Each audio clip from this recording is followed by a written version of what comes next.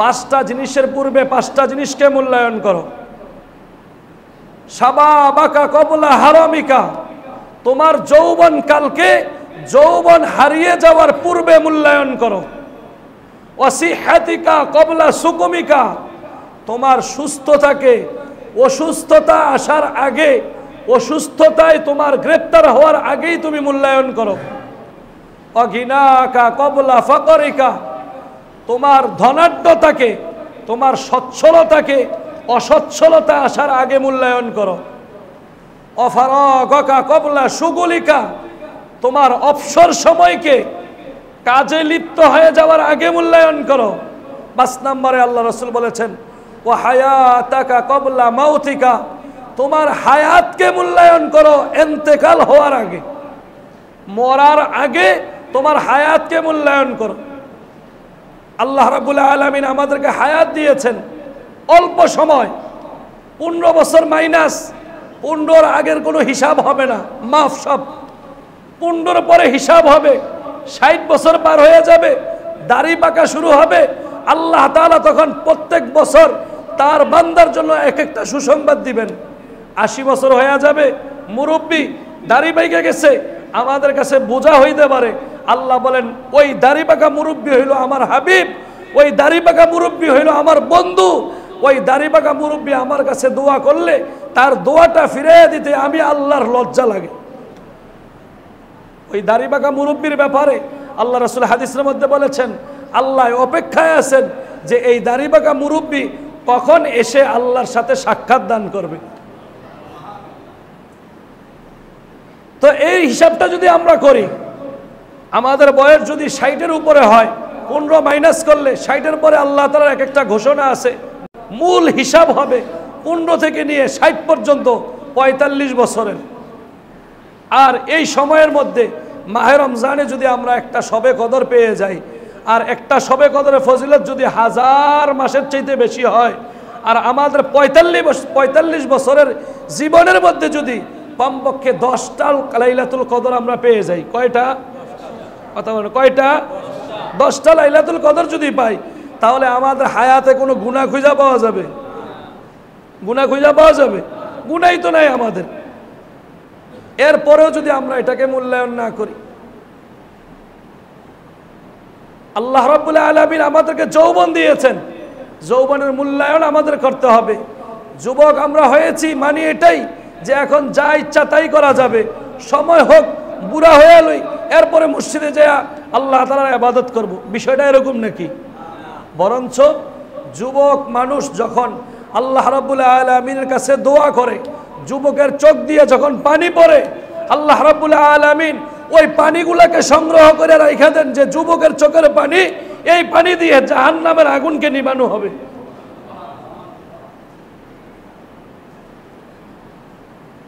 এরপরে আল্লাহ রাব্বুল আলামিন আমাদেরকে সুস্থতা দিয়েছেন, সুস্থ আছি, এখন আমাদের ইবাদত করা দরকার। যদি আমাদের মধ্যে অসুস্থতা চলে আসে, যারা আমাদের মধ্যে অসুস্থ এদেরকে একটু জিজ্ঞাসা করে দেখেন যে আসলে সুস্থতার নিয়ামতটা কি। সুস্থ থাকা অবস্থায় আল্লাহর বিধানগুলো যেভাবে পালন করা যায়, অসুস্থ অবস্থায় ওভাবে বিধানগুলো পালন করা যায় কিনা। এজন্য আল্লাহ রাব্বুল আলামিন যে আমাদেরকে সুস্থতা দিয়েছেন, এই সুস্থতাকে অসুস্থতা আসার আগেই মূল্যায়ন করতে হবে। সম্পদ আমাদেরকে আল্লাহ দিয়েছেন, এই সম্পদের মূল্যায়ন করতে হবে, সম্পদের সুষ্ঠু ব্যবস্থাপনা করতে হবে, সুষ্ঠুভাবে খরচ করতে হবে। এই সম্পদ আমাদের থেকে নিয়ে যাওয়ার আগে, এই সম্পদ শেষ হয়ে যাওয়ার আগে। অনুরূপভাবে আমাদের অবসর সময়, অবসর আছি, এই যে দেখেন এখন টানা প্রায় 10 দিন বন্ধ। কয়দিন বন্ধ? কথা বলে না, কয়দিন বন্ধ? 10 দিন বন্ধ।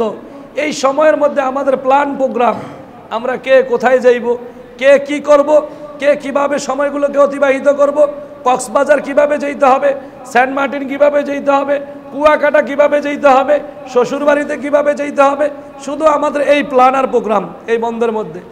অথচ আমাদের মুসলমানদের তো উচিত ছিল এটাই যে এই 10 দিনকে কিভাবে আল্লাহর রাস্তায় কাটানো যায়, এই 10 দিন সময় কিভাবে একটা খতম কোরআন শরীফ দেওয়া যায়, এই 10 দিনে কিভাবে 10,000 আল্লাহর জিকির করা যায়, এই 10 দিনে কিভাবে 10,000 বার ইস্তেগফার করা যায়, এই 10 দিনে কিভাবে মানবতার জন্য কিছু কাজ করা যায়, এই 10 দিন কিভাবে মসজিদে সময় কাটানো যায়। কিন্তু আমাদের মধ্যে ব্যতিক্রম, রমজান আমাদের থেকে শেষ হইতেছে, বাস আমলও আমাদের থেকে শেষ হয়ে যাইতেছে। গতকালকে খতম শেষ, আজকে দেখা যাবে তারাবি নামাজের মধ্যে মাশাআল্লাহ অর্ধেকের বেশি মুসল্লি নেই, শেষ হয়ে গেছে তারাবি আমাদের থেকে।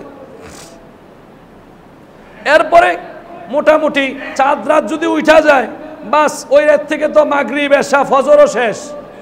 পরে কোনো রকমে যদি দৌড়াইয়া ঈশা মাগরিবের পরে ফজরের পরে ঈদের নামাজটা আদায় করা যায়, বাস সব কিছু শেষ আমাদের। এরপরে আবার যদি বাইচা থাকি, আগামী বছর আবার রোজা আসলে বাস আগে বুট কিনবো, ছোলা কিনবো, বেসন কিনবো, খেজুর কিনা, রমজানের প্রস্তুতি। কি বলে আমাদের দেশের রমজানের প্রস্তুতি এইগুলো না, ব্যবসায়ীরা আছে এগুলা বাড়াইয়া দিবে, আর আমরা যারা রোজাদার আছি তারা এগুলো আগে আগে স্টক করব। মা বোন যারাও আছে তারাও বাস রোজার 3-4 দিন আগে, 1 সপ্তাহ আগে লিস্ট দিয়ে দেয় যে রোজার মধ্যে তো আর বাজার করতে পারবেন না, তারাবি নামাজ পড়বেন, যান লিস্ট লইয়া যান, বাজার থেকে বাজার লইয়া আনেন।